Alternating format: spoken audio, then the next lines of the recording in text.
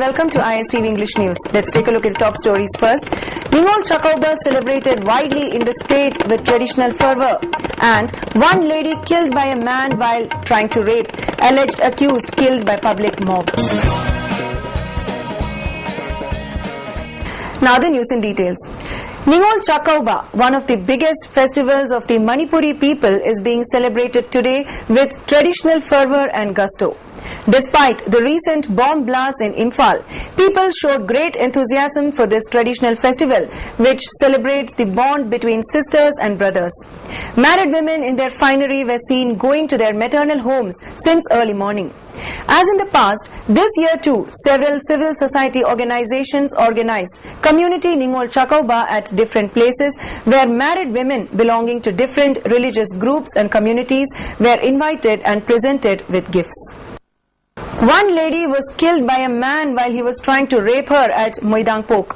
The woman has been identified as Ningthau Khongjam Chauba Devi, aged about 27, daughter of late Kuber from Moidangpok, Kunau, Mamang Lekai, and the alleged rapist identified as N. Samananda, aged about 27, son of Inaubi from New Kaithel Manbi.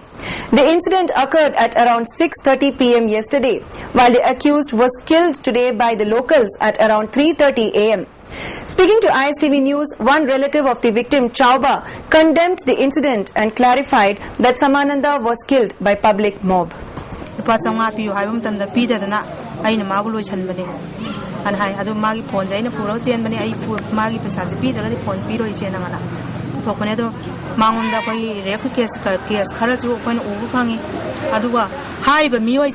Akoi sugumba miyoji koi samaj degi wena pura muthat ki bapa me akoi mayam changdana ngasi kanun nungalam dai pung ahum khaige dai da ma je koi mayam hodana ma jo dum lam thok pi ga dan ma jo hato khara koi mayam chang. Irom Chanu Sharmila's hunger strike in Manipur has entered its 14th year today. Sharmila has been on a hunger strike since November 4, 2000 in Manipur's capital Imphal, demanding the repeal of the Armed Forces Special Powers Act or AFSPA in the state and other disturbed areas across the country. The Armed Forces Special Powers Act gives troops in conflict areas the right to shoot or kill suspected rebels without fear of possible prosecution and to arrest suspected militants without a warrant. Sharmila's fast began 14 years ago, a few days after 10 people were shot in the Malom town in Manipur's Imphal Valley, allegedly by Assam Rifles. The incident came to be known as the Malon massacre. Local papers later published graphic pictures of those killed, which included a 62-year-old woman and an 18-year-old National Bravery Award winner. 3 days after she began her strike, Sharmila was arrested by Manipur police and charged with attempt to suicide. Since then, the 41-year-old has been in judicial custody in Manipur and force-fed through a tube in her nose. Under law, she has to be released once a year to see if she will start eating. When she doesn't, she is taken back into custody and force-fed. The army opposes any weakening of AFSPA, saying it needs extraordinary powers to deal with insurgents. The law prohibits soldiers from being prosecuted for alleged rights violations unless granted express permission from the centre. A Nigerian consular official warned on Monday that thousands of Indians in his country will be thrown out on the streets if police doesn't stop evicting Nigerians from their rented homes in Goa. Speaking to IANS after meeting members of the Nigerian community in Goa, bureaucrats and police officials over the last 2 days, Consular Attaché Jacob Nwadadia said the Goa government had until 9 p.m. on Monday to stop the illegal eviction process. Quotes, there are only 50,000 Nigerians living in India, but there are over 1 million Indians living in Nigeria. Thousands of Indians living there will be thrown out on the streets if forcible eviction of Nigerians in Goa does not stop, unquote, Jacob said. The official said Nigeria was 5 hours behind Indian Standard Time and that there would be time for the Nigerian government to order action against Indians living there. The Goa government has ordered a crackdown on all foreigners living in this tourism hub after a bitter clash between a mob of over 200 Nigerians on one side and police and locals on the other. The Nigerians who were protesting the murder of one of their compatriots had blocked National Highway 17 for several hours, demanding the presence of Nigerian consular officials for the autopsy proceedings. During the clashes, the Nigerians not only smashed a police hearse van but also dumped the corpse in the middle of the road, blocking all traffic.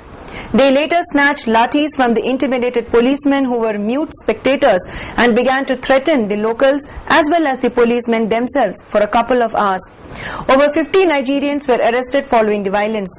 Chief Minister Manohar Parrikar later claimed that the murder was a result of a war between two narcotic gangs, while the Nigerians said their fellow national was murdered by the local drug mafia, which had the sympathies of a minister. India will launch its first mission to Mars this afternoon from Sriharikota spaceport in Andhra Pradesh, beginning a 300-day journey to study the Martian atmosphere. Mangalyaan, which means Mars craft in Hindi, is the size of a small car. It is golden in color and will be carried by a rocket much smaller than American or Russian equivalents. About 1,000 scientists spent Diwali at work and also did not sleep last night, many of them performing last-minute health checks on the rocket that is now fully fueled and ready to go. Lacking the power to fly directly, the 350-ton launch vehicle will orbit the Earth for nearly a month, building up the necessary velocity to break free from our planet's gravitational pull. Only then will it begin the second stage of its 9-month journey, which will test India's scientists to the full, 5 years after they sent a probe called Chandrayaan to the moon. More than half of all Mars projects have failed, including China's in 2011 and Japan's in 2003.